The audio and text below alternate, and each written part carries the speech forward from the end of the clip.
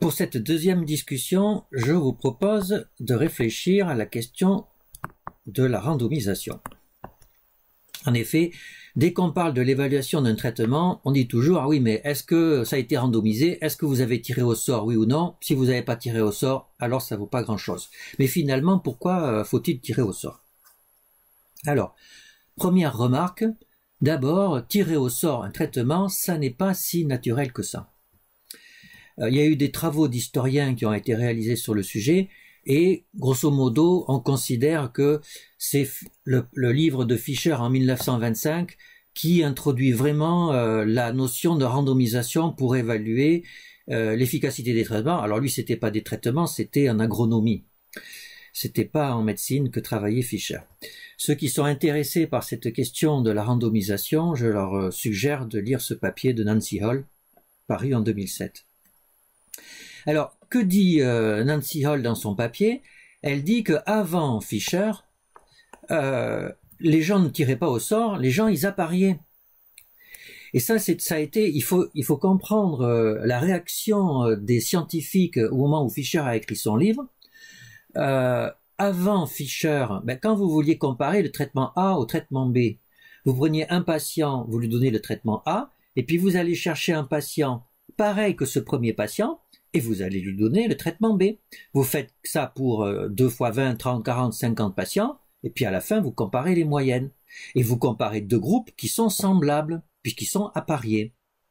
Alors que Fischer, il propose de tirer au sort. Mais les gens disaient, mais le tirage au sort, ça marche bien quand vous avez de la chance.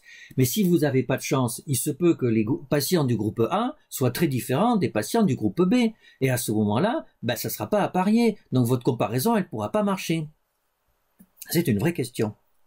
Alors, du coup, pourquoi l'appariement, c'est pas si bien que ça? D'abord, c'est un problème pratique.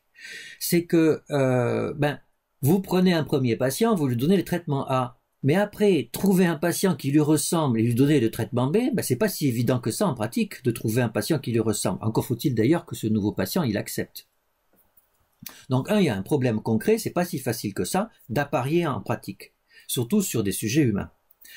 Et le deuxième point, c'est que vous appariez sur les caractéristiques mesurables et que vous connaissez. Mais si ça se trouve, les deux groupes, le patient que vous allez apparier, il est dissemblable du premier patient sur tout un tas de caractéristiques très importantes dont vous ignorez même l'existence et qui pourtant sont des facteurs pronostiques importants. Donc l'appariement, certes, ça peut marcher, mais on n'est pas sûr que ça marche. Donc l'appariement, pourquoi pas? Mais l'appariement a ses limites et Fischer lui dit que le tirage au sort, c'est mieux que l'appariement. Alors voyons pourquoi le tirage au sort, ça serait mieux que l'appariement. Alors, quand on dit que le tirage au sort, ça marche, pourquoi ça marche?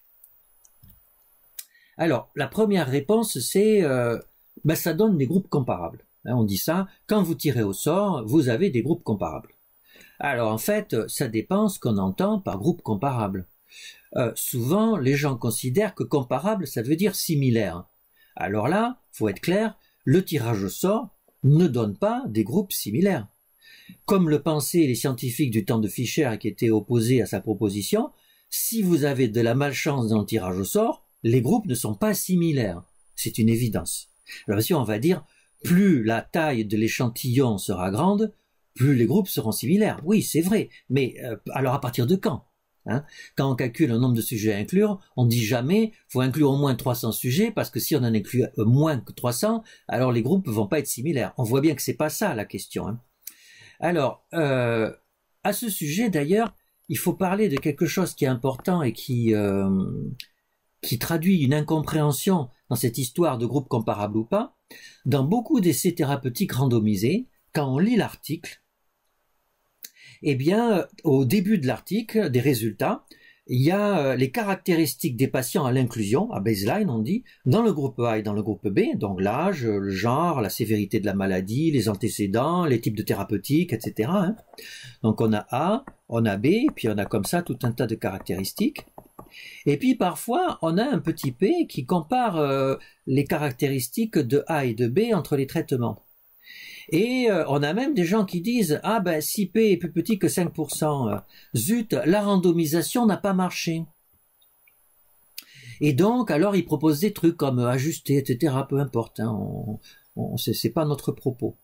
Alors là, non, il y a ça traduit une incompréhension totale de ce qu'est un essai randomisé. On se fiche que les groupes A et B soient dissemblables une fois qu'ils ont été tirés au sort. Même si vous avez l'âge ou le sexe ou la gravité qui sont différents entre A et B du fait du tirage au sort, ça ne remet pas en question la validité de l'essai randomisé. Alors, je suis sûr que parmi ceux qui m'écoutent en ce moment, il y en a qui me croient pas. Il y en a qui se disent, mais si on tire au sort et qu'on voit que A et B sont différents sur un facteur pronostic majeur, alors forcément, la moyenne de l'efficacité de A va être différente de la moyenne de l'efficacité de B, puisque les patients n'avaient pas la même gravité à l'origine. Alors, j'ai une référence bibliographique qui est relativement récente, écrite par un grand statisticien, Pocock, qui dit bien que les p-values des caractéristiques à baseline ne doivent pas être calculées, qu'elles ne servent à rien, puisque de toute façon, elles ne testent aucune hypothèse scientifique utile et pertinente. Et il dit, vous voyez, il dit même à la fin, particularly excessive is the addition of an extra column of p-value in the table of baseline data. Donc, c'est une réalité statistique, ces comparaisons de statistiques de caractéristiques à baseline ne doivent pas être faites parce qu'en fait, elles ne sont pas d'utilité, elles ne sont pas nécessaires. Alors vous me direz, mais alors pourquoi alors, d'abord, quand on dit que le tirage au sort donne des groupes comparables, ça veut dire que l'on peut comparer. Et ça ne veut pas dire qu'ils sont similaires. Alors, ce sont des groupes comparables qu'on peut comparer, que l'on peut comparer à l'aide de tests statistiques. Et c'est exactement ça que dit Fisher. C'est exactement ça la découverte de Fisher. Fisher, il dit, il faut randomiser l'allocation des traitements parce que ça permet de faire des statistiques propres. Ça veut dire quoi? Eh ben, on a vu ça dans la première discussion historique. Fisher, c'est lui qui crée sur un plan de statistique mathématique le test statistique moderne avec le petit p, et le petit p c'est quelle est la probabilité que le hasard puisse expliquer une différence au moins aussi importante que celle que j'ai observée. Si vous tirez au sort, eh ben ce hasard, c'est un vrai hasard statistique. Donc le petit p, il veut vraiment dire quelque chose. Alors que si vous comparez des groupes appariés, le petit p, c'est quelle est la probabilité que le hasard apparié puisse expliquer à lui tout seul une différence au moins aussi importante que celle qui a été observée. Mais le hasard apparié, il est où? Vous avez apparié, dont acte. Mais il y a une fluctuation aléatoire, c'est pas complètement apparié les deux groupes, bien entendu. Mais alors, dans quelle mesure il y a de l'aléa dans cet appariement? Cet aléa, il n'est pas statistiquement correct puisque c'est un investigateur qui a décidé d'apparier le sujet numéro 1 au sujet numéro 2. Alors que quand vous tirez au sort, il y a un aléa statistique pur. Et donc le résultat du test statistique, il est complètement fiable. Faire un tirage au sort, ça permet vraiment de faire des statistiques propres. Alors il est possible d'ailleurs, et même en général c'est le cas, que faire un essai thérapeutique en appariant, on ait une puissance statistique supérieure à un essai thérapeutique randomisé. La puissance statistique en général est supérieure, mais le risque que l'on prend d'induire à tort une efficacité du nouveau traitement, qui s'apparente à ce qu'on appelle le risque de première espèce, c'est-à-dire je dis que A a l'air d'être supérieur à B parce que j'ai un petit p qui est petit, eh ben cette induction-là, elle est beaucoup plus forte quand on tire au sort que quand on ne tire pas au sort. Or, Fisher, en fait, c'est comme s'il avait compris qu'il est bien plus grave de dire à tort qu'on a trouvé un nouveau médicament efficace plutôt que de dire le contraire. Et c'est pour ça, finalement, que le tirage au sort a une importance toute particulière dans l'évaluation des thérapeutiques en médecine. Alors, il y a un autre point qui n'est pas inintéressant, c'est que le tirage au sort, en fait, il a une valeur subjective. Oui, comme on l'a vu dans la discussion précédente, souvent quand on va comparer deux traitements, il y a une forte valence émotionnelle dans ce qui est derrière cette comparaison. Si on compare deux traitements, ça veut dire ou que l'on est une firme pharmaceutique et que l'on pense qu'on a un médicament efficace et que l'on va gagner de l'argent avec, donc il y a des émotions derrière cet argent qu'on va gagner, ou alors c'est une psychothérapie versus un médicament, et les gens qui mettent en place cet essai, ils ont quelque chose derrière la tête, soit ils veulent montrer que les psychothérapies sont efficaces, soit ils veulent montrer le contraire. Et donc, comme il y a des émotions derrière les essais thérapeutiques, derrière l'évaluation des thérapeutiques, les gens ont souvent peur que l'allocation du traitement, elle soit plus ou moins induite par ces émotions. Et donc, si on compare des groupes de façon un peu naturelle, même si on utilise des statistiques extraordinairement sophistiquées, quelque part il y a toujours le doute que oui mais bon en fait peut-être que la différence elle vient du fait que les sujets du groupe A ils étaient comme ci et les autres comme ça et donc au final on sait pas trop. Alors que si on tire au sort, c'est neutre, c'est objectif. On dit voilà, je me demande est-ce que c'est psychothérapie ou est-ce que c'est médicament dans la dépression modérée? Vraie question. Alors on tranche, on tire au sort. Comme ça, on tire au sort, personne n'a décidé, le tirage au sort, il est neutre, et on a envie de dire que finalement, du coup, la réponse, elle va être objective. Même si ce mot-là est pas forcément très approprié. En tout cas, cette neutralité, cette objectivité va donner une force supplémentaire au résultat, et c'est pour ça qu'on attribue une croyance, c'est peut-être aussi pour ça qu'on attribue une croyance supplémentaire au résultat des essais randomisés, et donc on dit que le niveau de preuve est supérieur. Alors il y a aussi quelque chose qu'on dit souvent à propos des tirages au sort et des essais randomisés, c'est que ça permet d'affirmer que le traitement est la cause de la guérison.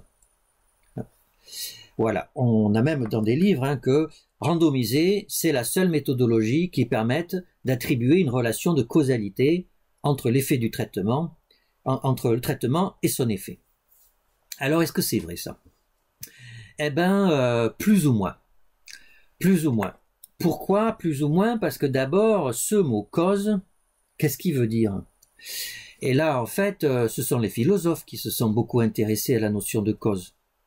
Et puis, on se rend compte, quand on les lit, qu'ils sont pas tous d'accord. Vous avez les Grecs qui disaient qu'il y avait les causes premières, les causes finales, les causes efficientes, etc.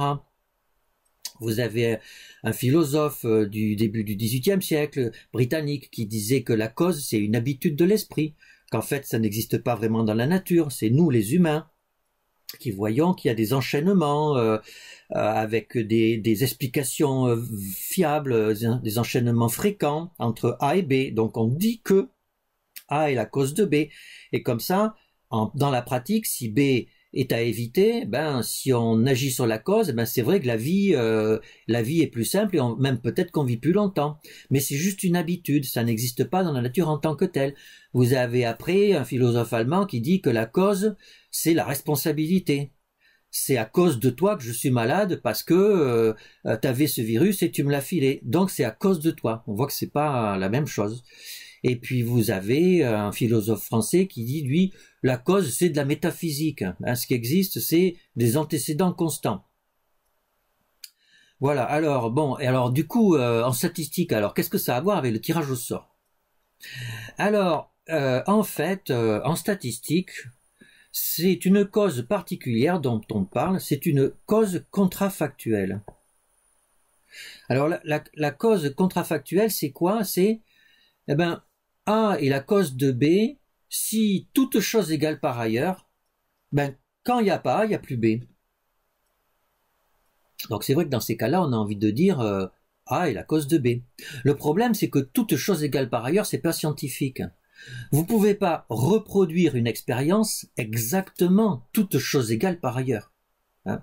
D'ailleurs, vous donnez un traitement à un patient et le patient guérit. Vous dites c'est à cause de mon traitement qu'il a guéri. Pour le prouver, faudrait avoir exactement le même patient dans les mêmes circonstances, le même médecin, vous dans le même état, etc. Et puis vous ne donnez pas A et vous regardez si le patient guérit. Effectivement, s'il guérit pas, vous pouvez dire que c'était votre traitement qui est la cause de la guérison. Mais vous voyez bien que l'expérience, elle est impossible à faire. Donc la cause contrafactuelle, en principe, c'est une cause imaginaire. Alors pourquoi on en parle avec le tirage au sort? Parce que quand vous avez un groupe A et un groupe B, que vous tirez au sort, vous pouvez parler d'une cause contrafactuelle entre le sujet moyen du groupe A est le sujet moyen du groupe B. Et donc c'est pour ça, en étant un peu taquin, on peut dire que le tirage au sort permet effectivement d'attribuer une cause, une relation de cause à effet entre le traitement et la guérison, mais pour un sujet moyen. Or un sujet moyen, ça n'existe pas. Et donc on est un peu dans un sophisme. Oui, peut-être qu'il y a cette relation de cause à effet, mais elle est un peu sophiste, cette relation de cause à effet, parce qu'elle concerne un sujet moyen qui n'existe pas dans la vraie vie. Alors, il y a des gens qui disent les essais randomisés, c'est pas éthique. D'abord, moi j'aime pas les faire parce que d'abord donner un traitement en tirant au sort, on ne devrait pas faire ça. Alors les questions d'éthique dans l'évaluation des thérapeutiques, c'est une vraie question. Parce qu'en principe, on ne devrait comparer un traitement A à un traitement B sur des humains, sur des patients, que si a priori A est à peu près égal à B. Sinon, quelque part, c'est pas éthique. Alors ça, c'est ce qu'on dit, mais entre nous, c'est pas vraiment ce qu'on fait. Si on reprend les antidépresseurs, eh bien, on a un faisceau d'arguments assez fort pour dire que quand quelqu'un a une dépression sévère, un antidépresseur apporte quelque chose qu'un placebo n'apporte pas.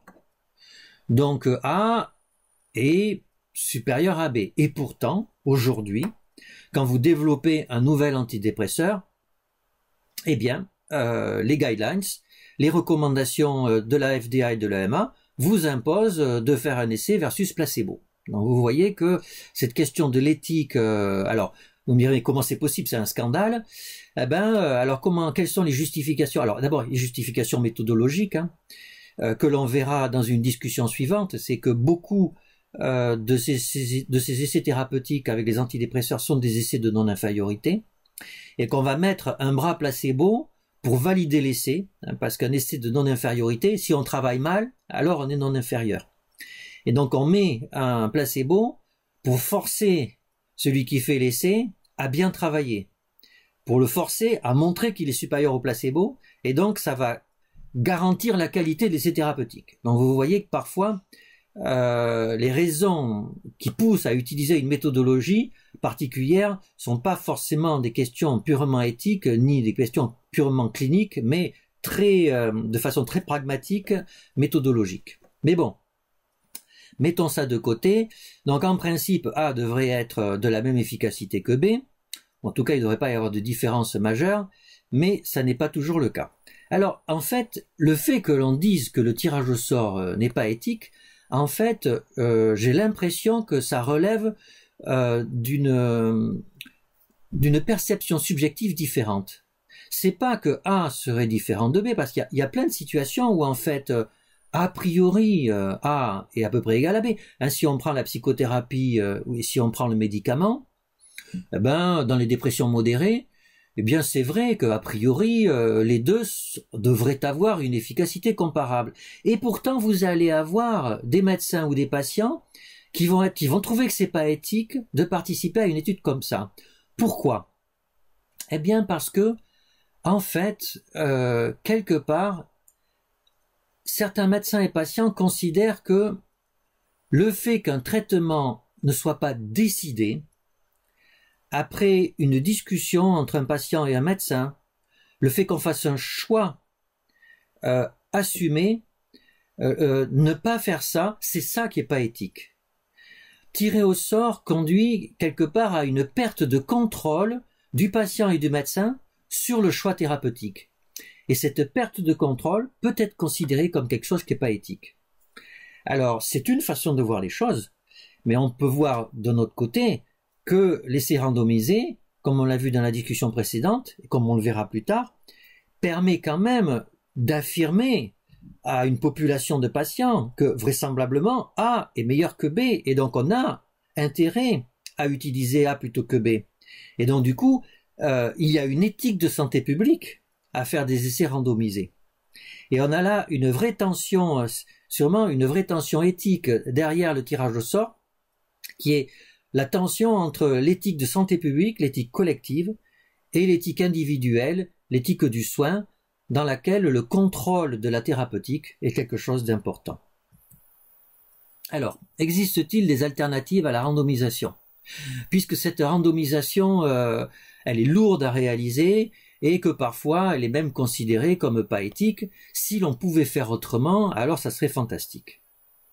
La première idée qui vient à l'esprit, c'est de comparer des cohortes de patients. Donc on va comparer une cohorte de patients qui suivent A versus une cohorte de patients qui ont le traitement B. Alors bien entendu, le premier biais qui vient à l'esprit, c'est le biais de prescription. C'est que si certains patients ont eu A et d'autres ont eu B, c'est que, a priori, ces patients étaient possiblement différents. Et donc du coup, si on trouve que A est meilleur que B, c'est peut-être pas A qui est vraiment meilleur que B, c'était les patients qui avaient A qui étaient de meilleurs pronostics que les patients qui avaient B. Alors certains vont dire qu'à cela ne tienne, je vais essayer de trouver statistiquement quelles sont les différences entre les patients qui ont eu A et les patients qui ont eu B. Et imaginons que je trouve que les patients qui ont eu A sont plus vieux et étaient plus sévères. Eh bien, je vais écrire un modèle dans lequel je vais mettre l'âge et la sévérité de la maladie. Et du coup, l'effet traitement dans ce modèle va être à âge constant et à sévérité constant. Et donc, quelque part, je vais avoir redressé le biais de prescription. Alors, ces modèles sont très séduisants, mais ils ont eux aussi des inconvénients. Comment est-ce que je peux être sûr d'avoir trouvé tous les facteurs possibles qui expliquent possiblement le biais de prescription? En effet, quand un médecin décide de prescrire A plutôt que B, il sait dans les grandes lignes pourquoi il fait ça. Mais il y a plein de petites lignes qui ne sont pas claires et que lui-même ignore. Et donc il y a peut-être d'autres facteurs qu'il faudrait rajouter dans le modèle que l'on n'imagine pas. Et donc le biais, il existe peut-être toujours, et donc l'efficacité du traitement, elle est peut-être biaisée telle qu'elle est estimée dans le modèle. Alors, pour répondre à cette question, des statisticiens ont dit, eh bien, certes, il y a A, il y a B, peut-être qu'il y a des différences, mais on va profiter du fait qu'aujourd'hui, on a d'énormes jeux de données, avec des centaines, voire des milliers de variables qui décrivent les patients qui ont eu A et les patients qui ont eu B. Et on va construire une méga variable où on va mettre toutes ces différences entre les patients qui ont eu A et qui ont eu B, et on va toutes les additionner de façon très astucieuse, de façon à pouvoir ajuster l'effet du traitement sur toutes les caractéristiques des patients. Voilà. Alors, c'est l'objet de développement méthodologique actuel autour de la notion de ce qu'on appelle des propensity scores, scores de propension. C'est une littérature très intéressante. Pourquoi? Parce que ces big data existent et elles ont plein de qualités. Les données sont accessibles. Ce sont des données de situation quotidienne de prescription, au contraire de beaucoup d'essais randomisés qui sont quand même dans des situations expérimentales où les patients ont des caractéristiques particulières, comme on le verra dans les discussions suivantes. Et puis donc, ça va coûter moins cher. On n'a pas à embêter de patients à tirer au sort et tout ça.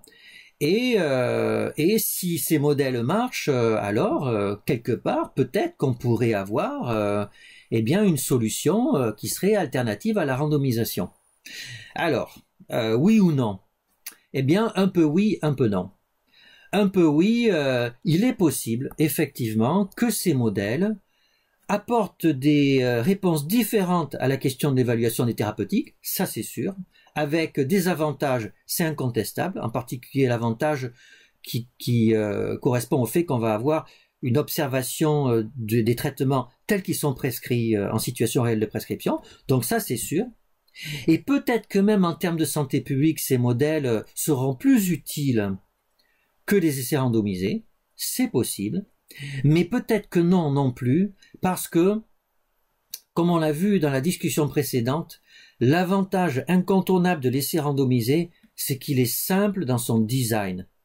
Et souvent, pour pouvoir être convaincant pour régler une question thérapeutique, eh ben, il faut un design simple, sinon les gens ne comprennent pas la conclusion de l'étude et ne vont pas adhérer à la conclusion de l'étude.